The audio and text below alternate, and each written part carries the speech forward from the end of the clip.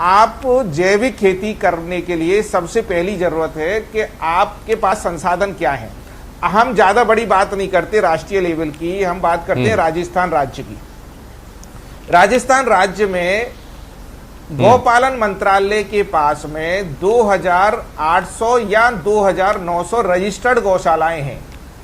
इन गौशालाओं में न्यूनतम 200 से अधिक कम से कम 200 पशु होते हैं, यानी गाय गौ माता होती हैं, और किसी गौशाला में 2000, किसी में 5000, 10,000, इस तरीके से। चलिए, समझ गया मैं आपकी बात। आप संसाधनों के बारे में जो बता रहे हैं, हमारे साथ भूराराम जुड़ गए हैं। भूराराम जुड़े हुए हैं हमारे साथ, किसान हैं आप, खेती किसानी से जुड़े हुए हैं, किसानों की आवाज भी आप उठाते रहे। वापस आऊंगा अतुल जी आपके पास।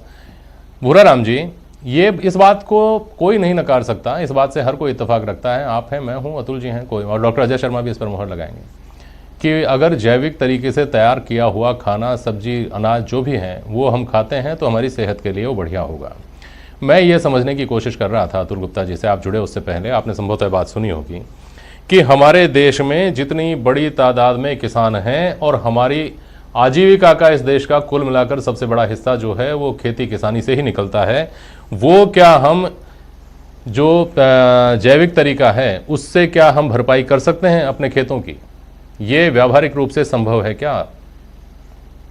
समझने की कोशिश कर रहा था अतुल गुप्ता जी से, आप जुड़े उससे पहले आपने संभवतः बात सुनी होगी कि हमारे देश में जितनी बड़ी तादाद में किसान हैं और हमारी आजीविका का इस देश का कुल मिलाकर सबसे बड़ा हिस्सा जो है वो खेती किसानी से ही निकलता है, वो क्या हम जो जैविक तरीका। भूराराम जी, सुन पा रहे हैं आप मुझे? कर सकते हैं अपने खेतों की?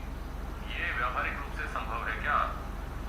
देखिए, ऐसा है कि जो यहाँ पर मुद्दा सब्सिडी और जैविक खेती दो का है, तो अपन ये जानते हैं कि आज भी हिंदुस्तान के अंदर 60% एग्रो इंडस्ट्री है वो कृषि पर निर्भर करती है, और कृषि को सब्सिडी दी जाती है।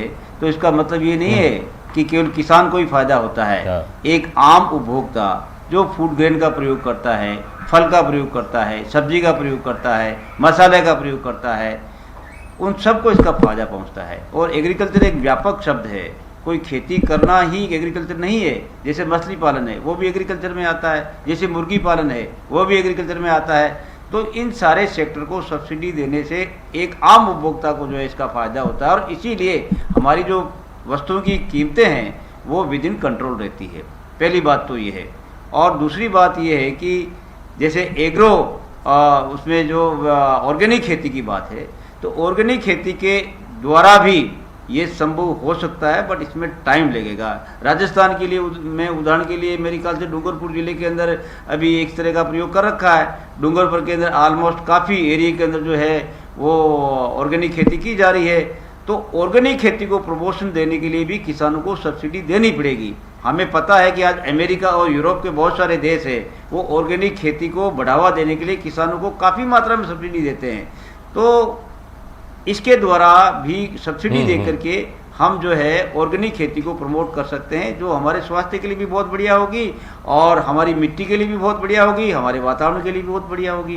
तो निश्चित रूप से, लेकिन ये सब्सिडी है वो वास्तव में किसान को मिलनी चाहिए, क्योंकि हम